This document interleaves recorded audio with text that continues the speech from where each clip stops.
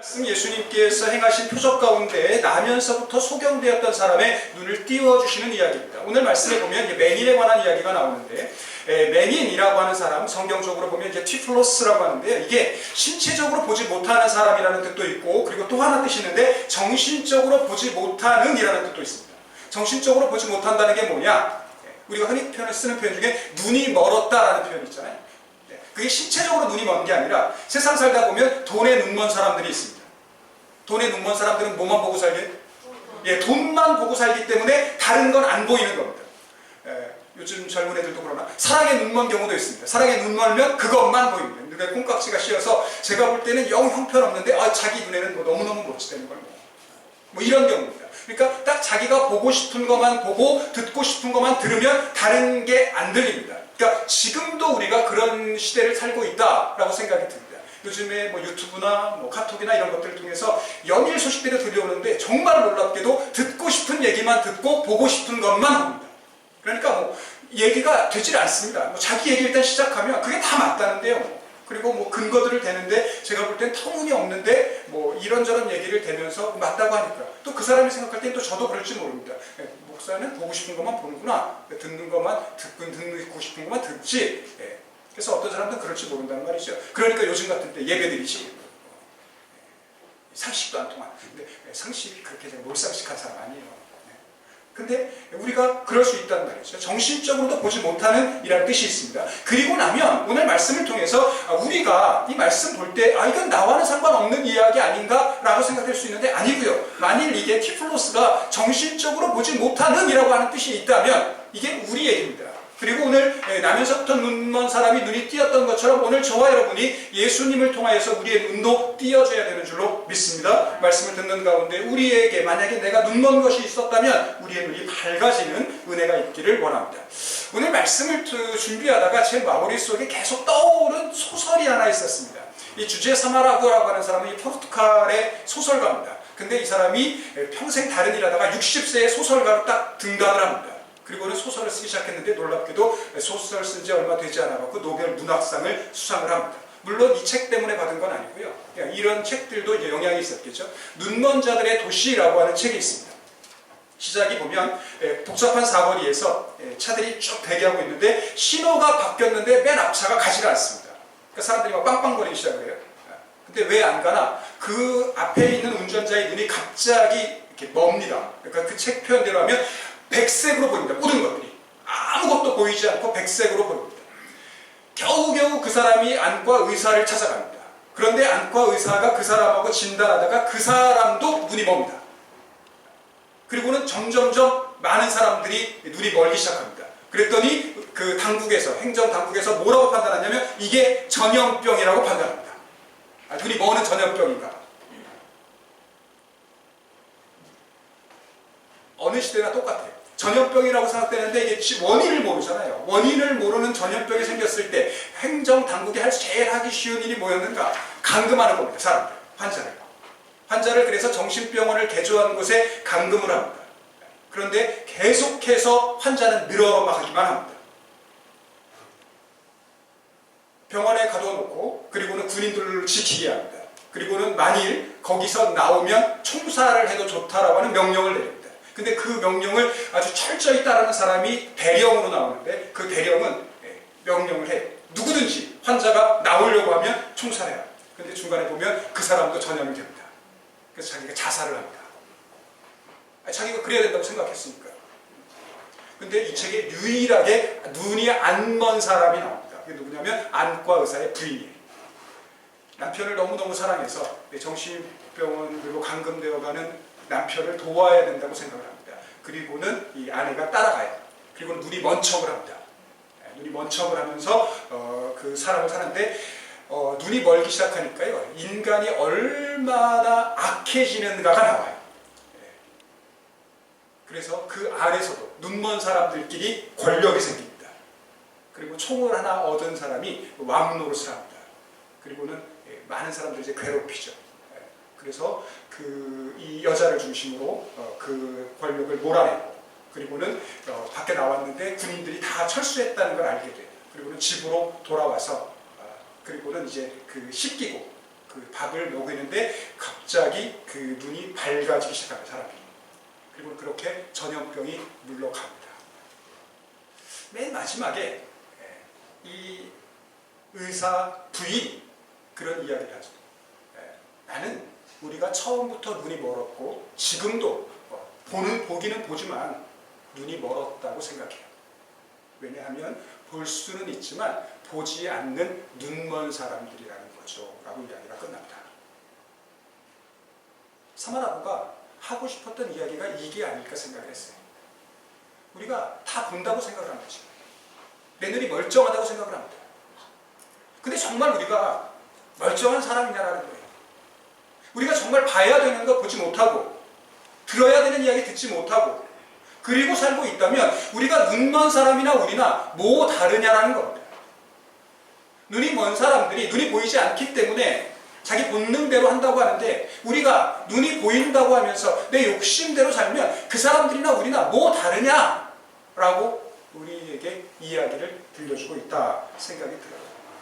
그리고 났더니 저에게 새롭게 보이는 게 있었습니다. 자, 2절 읽어보십시오. 시작.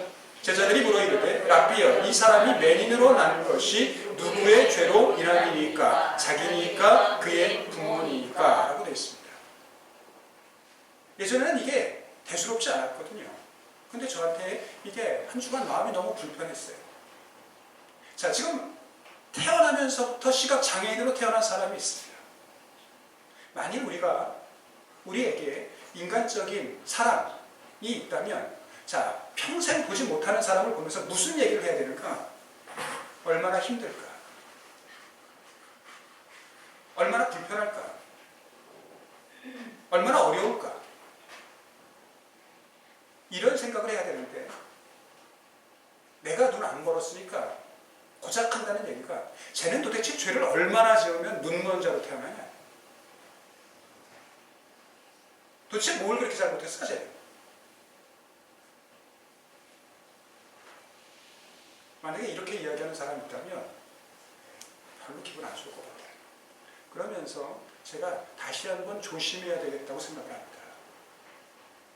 오늘도 코로나 바이러스에 대해서 이런저런 이야기를 하는 사람들이 있습니다. 제가 의학 전문가가 아니니까 왜 그런 병이 생겼는지 모르겠습니다. 근데 적어도 중국 공산당이 우한에서 기독교를 박해했기 때문에 하나님이 징벌을 내렸어. 이런 얘기는 안 하고 싶습니다.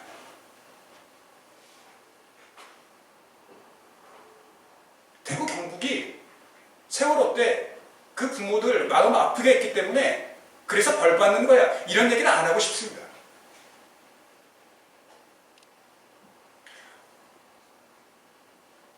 이 전염병으로 인해서 어려움을 당하는 사람들이 있는데 얼마나 힘들까? 얼마나 어려울까? 정말 경기가 하루하루 버티기 어려울 정도로 힘든데 그게 뭘 잘못해서 이런 거야? 라고 하는 이야기 그만하고 싶습니다. 그런 것도 아닐 거라고 생각을 하고요. 오늘 저와 여러분들이 정말 이 전국적인 전염병 앞에서 많은 사람들이 어려움을 겪고 있는데 만일 우리가 건강한 사람이라고 한다면 우리가 하나님의 사람이라고 한다면 우리들이 해야 되는 얘기는 이게 누구 죄냐 이런 거 묻는 거 아닙니다. 그래서는 안 된다고 생각합니다. 오히려 예수님께서 말씀하십니다. 이거 죄로 인한 것 아니고 하나님의 하시는 일을 나타내고자 하심이라는 거예요. 하나님의 일하심을 분명하게 보여주기 위해서 하신다는 겁니다. 그러면 저와 여러분이 하나님의 사람이라면 오늘 우리와 같은 상황에서 우리가 해야 되는 얘기가 뭡니까? 우리가 어떻게 행동해야 하나님의 일하심이 나타날까를 말씀하셔야지. 내가 어떻게 살아야 지금과 같은 시기에 내가 어떻게 행동하고 어떻게 살아야 하나님이 살아계시다고 하는 것, 하나님이 지금도 일하시고 있다고 하는 사실을 분명하게 사람들이 알 수 있겠는가 물어야 되고 그렇게 살아야 되고 그렇게 행동하는 저와 여러분을 통하여서 이 코로나19가 누구를 멸망시키거나 누구를 벌하기 위한 것이 아니라 하나님이 하시는 일을 나타내고자 하나님께서 이와 같은 일들을 사용하고 계신다 고백하시는 저와 여러분들이 되시기를 주님의 이름으로 기원합니다. 그러면 오늘 말씀을 통해서 저와 여러분들이 물어야 되는 게 뭐냐면 그러면 도대체 하나님 하시는 일이 뭐냐라는 거예요. 하나님 어떤 일을 하시는 분이시냐? 자, 예수님께서 그리고 나서 말씀하십니다. 4절 읽어보겠습니다. 시작. 때가 아직 낮음에 나를 보내신 이의 일을 우리가 하여야 하리라. 밤이 오리니 그때는 아무도 일할 수 없느니라 라고 되어 있습니다. 자, 낮 그러면 해매라 라는 뜻입니다. 해 원래는 해 있는 동안이라는 뜻이에요. 그리고 반대되는 말 밤, 눅수 그러면 해가 없는 동안, 그러니까 해가 져서 다음날 해가 뜰 때까지, 그러니까 기준은 뭐냐면 해입니다. 그런데 예수님은 그때를 뭐라고 이야기하시냐면 하나님의 일을 해야 되는 때는 낮이고 하나님의 일을 할 수 없는 때는 밤입니다. 여러분들이 기억하셔야 되는 것, 낮과 밤을 구별하는 기준이 뭐라고요? 해입니다. 해. 네. 원래 빛입니다. 빛. 그러니까 해보다 더 큰 빛, 빛의 원천 이런 뜻이거든요. 자, 낮에는 빛이 있기 때문에 우리가 일할 수 있고 밤에는 빛이 없기 때문에 일할 수 없습니다. 지금은 낮이에요.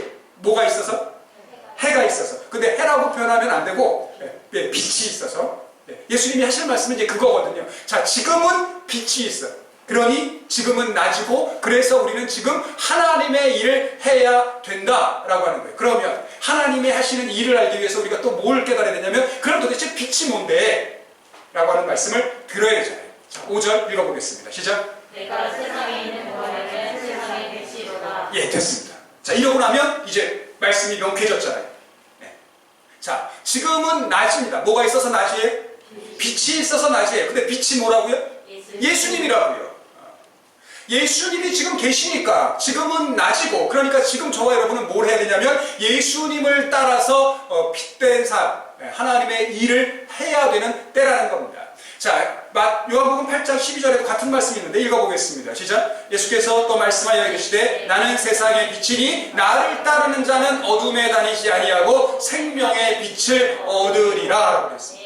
예수님은 빛이시고 예수님을 따라가는 자는 생명의 빛을 얻는데 이 빛 그러면 행복이나 건강으로 빛나는 이라는 뜻이 있어요. 그러니까 얼굴이 빛나 보이는. 이렇게 설교하는 목사의 얼굴이 좀 빛나 보여야 이게 은혜가 되시는데 그런 거란 말이죠. 염려나 걱정에 싫은 얼굴이 아니라 뭐 믿는 구석이 있는지 환해 보이고 저와 여러분이 빛 되신 예수 그리스도와 함께함으로 말미암아 여러분의 얼굴이 환해질 수 있기를 소원합니다. 염려나 걱정 때문에 어두운 낙심한 표정들이 아니라 정말 빛 되신 예수님과 동행함으로 우리가 그런 빛난 얼굴로 살아야 될 텐데 예수님께서 이 땅에 오신 이유가 뭐냐? 빛으로 세상에 왔는데 예수를 믿는 자는 어둠에 거하지 않게 하도록 빛이 없어서 어둠 가운데 있지 않도록 하기 위해서 오셨다라고 이야기합니다. 근데 문제는 뭐냐면 자, 어둠의 특징이 뭡니까? 요한복음 1장 5절 읽어보겠습니다. 시작. 빛이 어둠에 비치되 어둠이 깨닫지 못하더라. 이게 문제라는 거예요. 어둠 가운데 있는 사람들은 자기가 어둠에 있다는 사실을 알지 못합니다. 어둡기 때문에. 환한 곳에 오면 내 부족함과 내 허물이 보일 텐데 캄캄하니까 내가 얼마나 어두운지 알지 못한다는 거예요. 마치 앞에서 말씀드린 눈먼 자들의 도시에 나오는 그 정신병원에 갇힌 사람들이 자기 눈이 머니까 그러니까 다른 사람들의 시선을 생각하지 않으니까 정말 하고 싶은 대로 합니다. 평상시라면 감히 상상하지도 못할 엄청난 일들을 그 안에서 자행합니다. 그러면서도 전혀 죄의식을 느끼지 못합니다. 그 소설의 특징이 뭐냐면요. 등장인물의 이름이 아무도 없습니다. 다른 사람들이 내가 눈이 머니까 어떤 존재로 인정이 되지 않는 거예요. 그냥 사울처럼 부릅니다. 전에 시인이었던 사람, 전에 운전수였던 사람, 뭐 이런 식으로 처리가 되지 이름을 아무도 부르지 않습니다. 내가 눈이 머는 순간 나와 인격적인 관계들이 다 끊어져 버렸다고 하는 거예요. 근데 어둠이 그런 거예요. 내가 어둠 가운데 거하면 다른 사람은 생각하지 않습니다. 그냥 나 하나 생존하는 것, 나 하나 사는 것, 그게 그냥 다 중요한 문제가 돼버렸다라고 하는 거죠. 하나님의 일이라고 하는 게 뭐냐? 하나님의 일, 요한복음 6장의 말씀 보니까 이런 표현이 있어요. 6장 28절, 29절 같이 읽어보겠습니다. 시작. 그들이 묻되 우리가 어떻게 하여야 하나님의 일을 하오리까? 예수께서 대답하여 이르시되 하나님께서 보내신 일을 믿는 것이 하나님의 일이니라. 그랬습니다. 자, 다시 정리하겠습니다. 자, 지금은 낮입니다. 빛이 있기 때문입니다. 빛은 그 예수님이십니다. 자, 하나님의 일이라고 하는 게 뭐냐면 하나님께서 보내신 일을 믿는 겁니다. 하나님께서 보내신 이가 누구예요? 예수님이에요. 그러니까 하나님의 일, 지금은 낮인데 빛이 계시는 동안에 예수 그리스도를 믿어 저와 여러분이 어둠에 거하지 않고 빛된 삶, 생명의 삶을 얻게 되는 것, 이것이 하나님의 일인 줄로 믿습니다. 그게 예수님 계신 동안에 우리가 해야 되는 일이라는 거예요.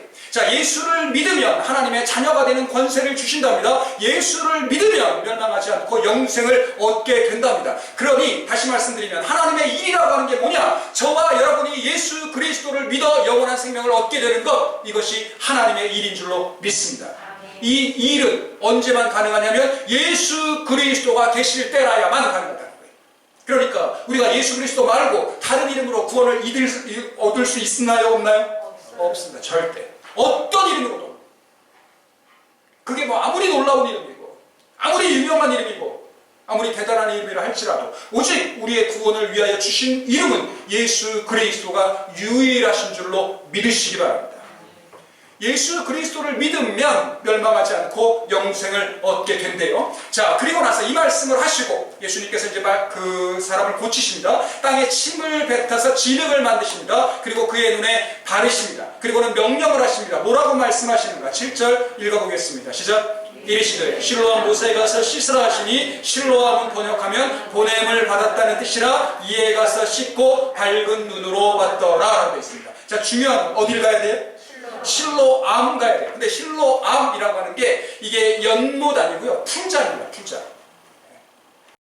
그러니까 우리는 상상력을 너무 많이 발휘해갖고 이게 실로암이 무슨 저수지, 그러니까 자연적인 저수지라든가 아니면 뭐 연못 이런 거 떠올리는데 그렇지 않고요, 인공적으로 만든 겁니다.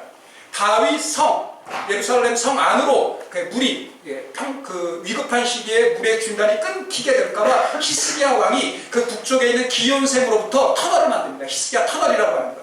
근데 물소리가 크게 들리면, 낙차가 크면 적들이 알고 거기를 막아버릴까봐 아주 완만하게, 그래서 거의 지금도 건축 기술로 따라하기가 어려울 정도로 700m 이상을 터널을 뚫어갖고 만들었는데, 그 기온샘에서 나온 물이 모이게 되는 곳, 이게 실로암이라고 하는 곳이에요. 예루살렘 성 안에. 그래서 이제 성지순례 가시면 마지막에 거의 나오는데, 다들 이 히스기야 터널을 막 허리 구부리고 나왔고 너무 힘이 들어가지고 여기를 대충 막 이렇게 지나가 버리신다. 그래서 가이드가 챙겨주지 않으면 막 지나가게 되는데, 여기가 실로암입니다. 실로암에 가서 씻으라 라고 이야기하는데, 자, 실로암이라고 하는 말을 볼 때마다 제가 떠오르는 게 있어요. 원래 이 실로암이라고 하는 말을 다른 말로 실로아라고 부르는데, 이사야 8장 6절 말씀 읽어보겠습니다. 시작. 이 백성이 천천히 흐르는 실로암 물을 버리고 그 신과 갈릴리아의 아들을 원망하니라. 하나님께서 이사야를 통하여 이스라엘의 죄를 책망하시면서 하나님을 버리고 이방신 우상을 섬기는 이스라엘 백성들을 경고하시는데, 하나님의 사랑, 하나님의 의를 실로암 물에 비유합니다. 근데 제가 늘 이렇게 볼 때마다 감동스러운 것은 그 실로암의 물, 그러면 이제 은혜, 사랑 이런 걸 뜻하는데, 이 실로암의 물이 어떻게 흐른다고요? 천천히 흐른다고요. 그러니까 저는 이 구절을 볼 때마다 요란하지 않게 흐르는데, 이 천천히라는 말이 계속해서라고 하는 뜻으로 읽힙니다.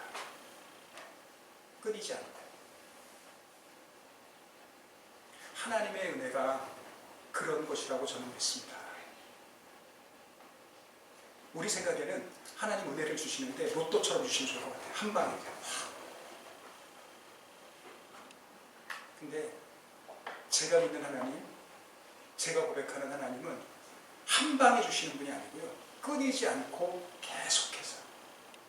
그런데 그 은혜가 부족하지 않게, 내가 믿음의 눈으로 고백하기만 하면 조금도 모자라지 않고 조금도 부족하지 않고. 실은 지금도 불편함은 있습니다. 제가 평상시에 하고 싶었던 일들을 하지 못하고 원래 계획했던 일들이 잘 되지 않으니까 뭐 아무 상관없습니다. 이 정도는 아니지만 그래도 지금 상황에서 또 느끼는 은혜가 있습니다. 하나님의 은혜는 그런 것이라고 믿습니다. 저와 여러분이 믿음의 눈으로 천천히 흐르는 그러나 끊이지 않는 실로아의 은혜, 하나님의 은혜 가운데 거하시는 저와 여러분들 되시기를 주님의 이름으로 기원합니다. 실로아, 천천히 흐르는 그곳에 가서 이제 씻으라는 거예요. 그런데 실로아만 번역하면 보냄을 받았다는 뜻입니다. 그리고는 가서 씻고 밝은 눈으로 왔는데, 자, 이 씻다라는 말이요, 닙토 그러면 이게 물론 목욕한다라는 뜻도 있습니다. 내가 정말 우리가 뭐 샤워를 한다든가 세수를 한다든가 이런 뜻도 있어요. 근데 사전에 보니까 씻어주는데 이게 육신뿐만 아니라 무슨 뜻이 있는가 하면 죄책감을 씻어준다라는 뜻이 있습니다. 그러니까 지금 예수님께서 실로암에 가서 진흙을 붙여주고 진흙 씻고 오라는 게 아닙니다. 이 사람이 지금까지 그 눈에 진흙처럼 붙이고 살아온 게 있습니다. 사람들이 지나갈 때마다 뭐라고 그랬다고요? 저 사람이 소경으로 태어난 게 부모 죄예요? 저 사람 죄예요? 사람들은 조금도 의심하지 않고 그는 죄인이기 때문에 지금 눈이 멀었다고 생각했습니다. 그런 이야기를 들으면서 평생 살아온 그 사람도 역시 똑같은 생각을 했을 겁니다. 나는 죄인이다. 나는 뭔가 하나님 앞에 부족함이 있는 사람이야. 결격 사유가 있는 사람이다. 라고 생각했을 겁니다. 그런 사람을 실로암으로 보내면서 천천히 흐르는 하나님의 은혜 가운데 보내면서 예수님 말씀하십니다. 가서 죄책감을 씻고 오라는 거예요. 너를 묶고 있던, 너를 얽매고 있던 그 죄책감 씻어버리고 오라 라고 이야기합니다. 그랬더니 그가 그 이야기를 듣고 가서 씻고 밝은 눈으로 왔답니다. 물론 이 사람이 고침을 받은 이유가 뭐냐? 순종했기 때문이에요. 그런데 이 사람이 어떻게 순종할 수 있었는가 물으면 저는 이 사람이 자기가 죄인이라고 인정했기 때문이라고 믿습니다. 만약 이 사람이 저와 여러분 같은 사람이었다면 벌컥 화를 냈을지도 몰라요. 뭐 하는 짓이에요 지금? 당신도 나를 죄인이라고 생각하십니까? 다른 사람들이 그렇게 얘기하는 것도 내가 지겨워 죽겠는데 당신까지 나를 그렇게 판단하시냐고. 그리고 조금 뭘 좀 아는 사람이라면 그렇게 대들었을 수도 있었을 것 같아요. 말씀으로 고치라고, 말씀으로. 뭘 거기까지 갔다 오라고 그러냐고. 그 정도 능력도 없으시냐고. 다른 사람 했던 것처럼 그냥 고치시라고. 그런데 이 사람이 지금 예수님이 하신 말씀을 그대로 따릅니다. 어쩌면 이 사람이 그 예수님의 마음을 알았을지도 모르겠습니다. 가서 세수하면서 진흙으로 얼룩진 얼굴 씻듯이 너 죄의 책감도 같이 씻으라. 그래서 그 사람 생각했을지 모릅니다. 내 얼굴 깨끗해진 것처럼 이제 내 마음 깨끗하게 돌아가서 이제 죄책감에 눌려 살지 않겠다고, 새롭게 살아보겠다고. 그리고 저한테 더 인상적인 건 이제 씻었잖아요. 그리고는 눈이 떠졌을 것 같으면 밝은 눈으로 왔다고 하니까 안 와도 되는 거 아닙니까? 볼일 다 봤는데. 볼일 다 봤잖아요. 눈은 떠졌고 나는 밝은 눈 되었고. 근데 저한테 인상적인 건 밝은 눈으로 왔대. 와서 뭐 했을 것 같아요? 그게 사람다운 거죠. 저는 이 사람의 눈이 떠졌다고 하는 게 이런 거라고 믿습니다. 감사해야 될 일에 대해서 감사하고, 고마워해야 될 일에 대해서 고마워하고, 내가 눈으로 볼 수 있다고 다 눈 뜬 사람 아닙니다. 내가 마땅히 감사해야 되는 일들에 대해서 감사하지 못하고 산다면, 마땅히 고마워해야 될 일들에 대해서 고마워하지 않고 산다면 눈먼 사람이나 뭐 다를 거 없겠냐? 오늘 예수님 저에게 그 그렇게 말씀하신 것 같습니다. 저와 여러분이 하나님에 대하여 감사할 일이 있으십니까? 눈뜬 사람들처럼 하나님께 감사하며 사실 수 있기를 바랍니다. 여러분 주위에 내가 누군가에게 도움을 얻고 있습니까? 내가 그 사람의 사랑으로 인해서 도움을 받고 있습니까? 그 사람에 대하여 눈먼 사람처럼 모른 척하지 마시고 고맙다고 감사하다고 인사하며 살아가시는 저와 여러분들 되시기를 주님의 이름으로 기원합니다.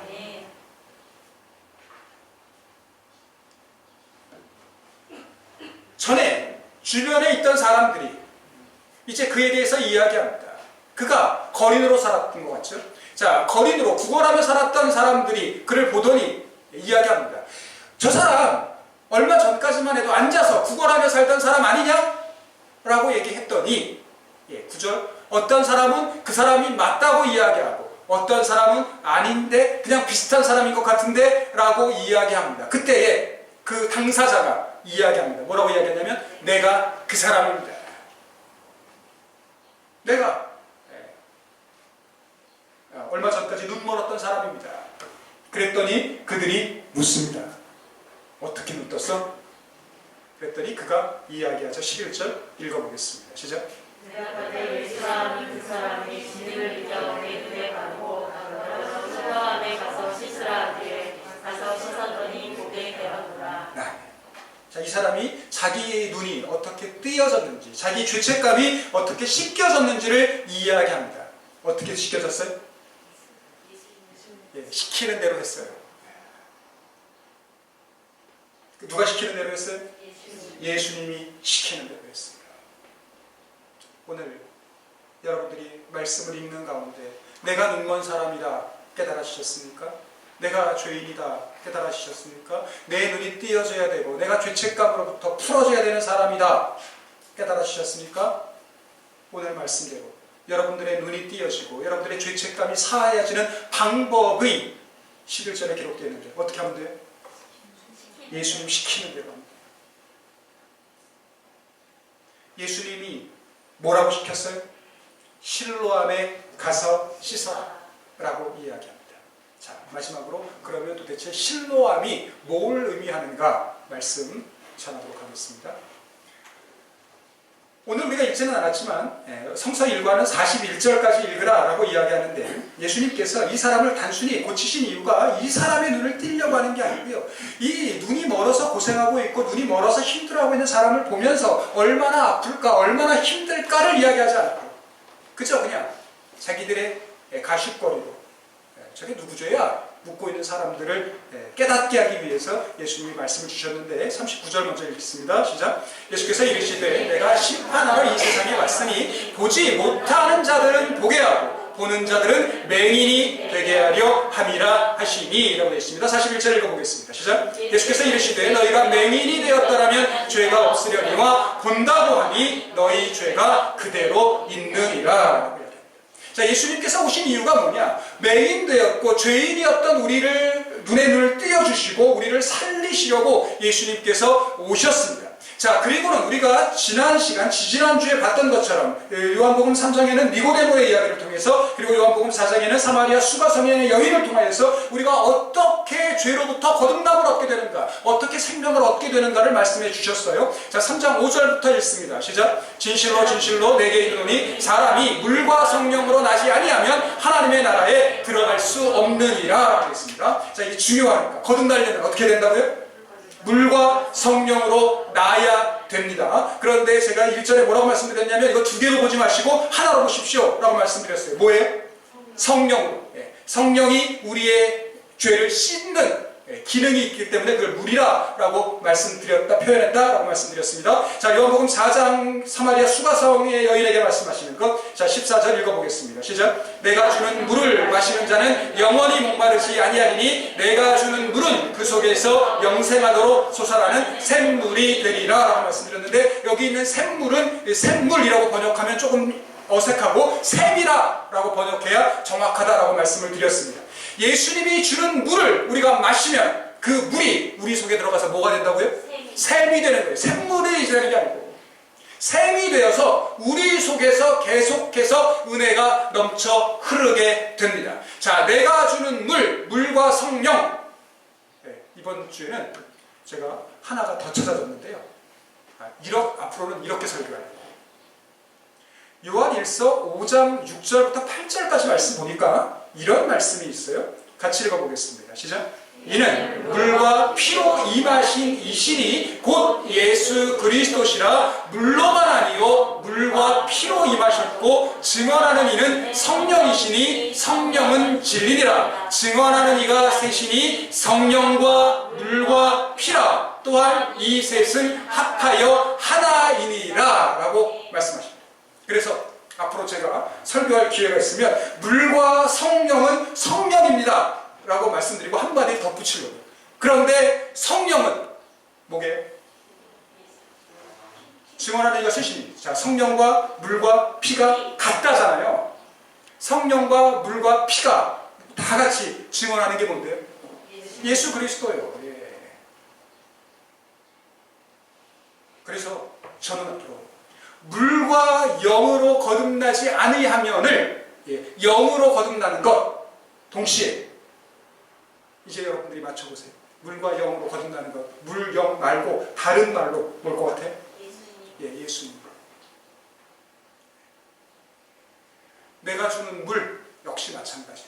성령으로 표현되는 하나이신 그분이 누구라고요? 예수님. 그리고 났더니 실로암이 이게 단순히 물이 아니고 누굴 것 같아요? 이제? 근데 실로암의 뜻이 뭐라고요? 보냄을 받은 자. 예수님이 어떤 분이에요? 하나님께로부터 보냄을 받으신 분. 그러니까 저는 이 눈뜬 사람이 정말 눈이 띄어졌다고 생각을 해요. 그러니까 예수님이 그에게 말씀하신 건 어딜 가라고요? 실로암으로 가라고요. 우리 생각에는 실로암까지만 가면 될 것 같아요. 그리고 눈 떴으면 그냥 자기 삶으로 돌아가면 될 것 같아요. 그런데 제 마음에 실로암에서 그 흐르는 물을 통해서 자기의 얼굴을 씻고 자기의 죄를 씻으면서 이 사람에게 새로운 깨달음이 생겼을지도 모르겠습니다. 진짜 실로암이 어디 있어요? 예수님. 그러면 실로암에 가려면 예수님께로 돌아오는 게 마땅하다는 생각이 든 거예요. 단순히 감사하기 위해서가 아니라 우리를 살리는 물, 우리에게 영원한 만족을 주는 물, 실로암, 보냄을 받았다라고 하는 그 물이 어디에 있는가? 예수 그리스도 안에 있는 줄로 믿습니다. 아멘. 저와 여러분이 참된 만족을 얻기 위해서 가야 될 곳이 어딘가? 예수 그리스도에게로. 예수 그리스도에게 나아갈 때 우리 삶에 참된 만족이 있게 될 줄로 믿습니다. 아멘. 오늘 예수님께서 우리에게 말씀하십니다. 이 사람이 태어나면서부터 지각장애인으로 태어난 이유는 죄 때문이 아니고 하나님이 하시는 일을 나타내기 위함이랍니다. 저는 이 말씀이 오늘 전염병으로 힘들어하고 있는 우리에게 주시는 동일한 말씀이라고 듣습니다. 예수님께서 누군가의 죄 때문에 이 나라에 전염병을 허락하신 것이 아니라 이 상황을 통하여 하나님이 하시는 일을 나타내고자 이 전염병을 사용하신다고 믿습니다. 하나님 하시는 일이 뭡니까? 죄를 씻어주시는 일입니다. 죄를 고치고 살리는 일이 하나님 하시는 일입니다. 저와 여러분이 고침, 죄 씻음을 받기 원한다면 하나님께서 보내신 실로암 어디에요? 예수님. 예수님에게로 나아가야 되는 줄로 믿습니다. 그런데 어떤 사람이 고침을 받아요? 내가 눈 멀었음을 알면 고침받을 수 있습니다. 내가 지금까지 보고 싶은 것만 보고 듣고 싶은 것만 들으며 살았던 눈먼 사람이었다라는 사실이 깨달아지면 예수께로 나와 고침을 받게 될 줄로 믿습니다. 그런데 여전히 나는 눈 떴고 나는 잘 보고 있고 나는 문제 없어. 예수 그리스도 없어도 내 삶에 아무 문제 없다라고 생각하는 사람은 여전히 눈먼 상태로 있게 될 겁니다. 내 죄를 사함받기 위해서는 예수 그리스도에게로 나아가야 된다라고 고백하는 사람은 예수 그리스도의 은혜를 통하여 죄가 씻겨지게 될 줄로 믿습니다. 그런데 여전히 내가 뭐 그렇게 죄가 많냐? 이 정도도 안 죄 짓고 사는 사람이 어디 있다고? 다 그렇게 사는 거지 라고 생각한다면 우리에게 죄가 씻김을 받을 방법이 없다는 거예요. 오늘 많은 사람들이 힘들어하고 있는데 우리가 어떤 마음으로 살고 있습니까? 코로나19에 감염이 되어서 어려움 가운데 있는 사람들을 어떤 시선으로 바라보고 있습니까? 그들을 향하여 어떻게 말하고 있습니까? 그 일이 저와 여러분의 눈이 떼어졌는가, 눈이 멀었는가를 판단하게 될 거라는 거죠. 원하기는 저와 여러분들이 하나님의 자녀답게 말하시고 하나님의 자녀답게 행동하시고 특별히 눈 뜬 사람들의 헌신과 눈 뜬 사람들의 희생으로 말미암아 우리 주위의 눈먼 사람들이 눈뜨게 되고 그리고 속히 이 나라의 전염병이 사라짐으로 우리가 일상의 평안과 일상의 축복을 누리게 되실 수 있게 되시기를 주님의 이름으로 기도합니다. 주의 나라 주의 뜻이 이 땅 가운데 이루어지니 우리 통해 주가 일하시네. 높은 산들이 낮아지고 험한 길이 평탄해지고 골짜기가 메워지니